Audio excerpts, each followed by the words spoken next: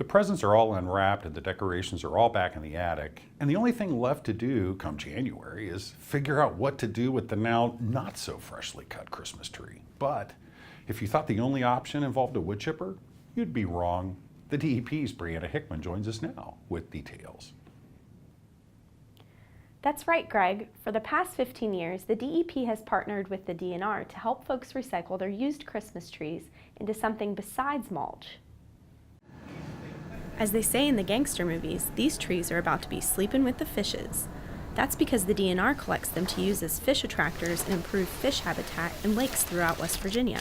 We put out individual ones that are attractors, and if we put out a whole bunch of them, it actually improves the habitat by adding some complexity.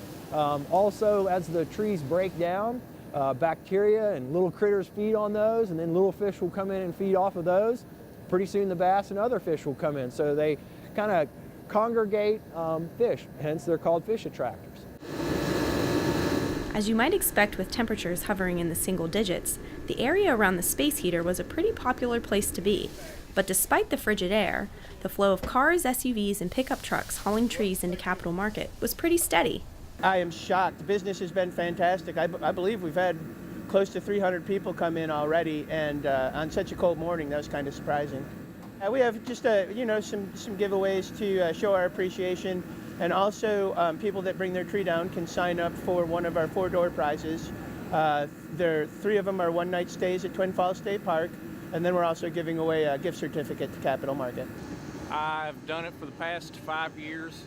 It helps the DNR with fish habitat in our state's lakes. And it also keeps the trees from taking up space in a landfill.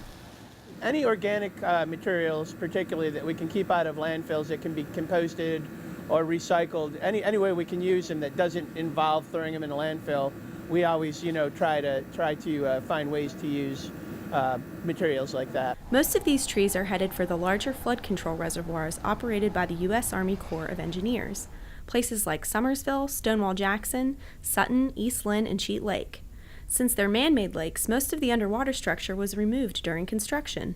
All of those have a big drawdown to make room for flood control, and there are also not a lot of structure because the Corps does not want a lot of things that could maybe flow down the lake and stop up their water intake structure. So we secure these. We also fell trees along shoreline later in the year, and we're also very careful to cable those so that they don't become a problem for the Corps later on.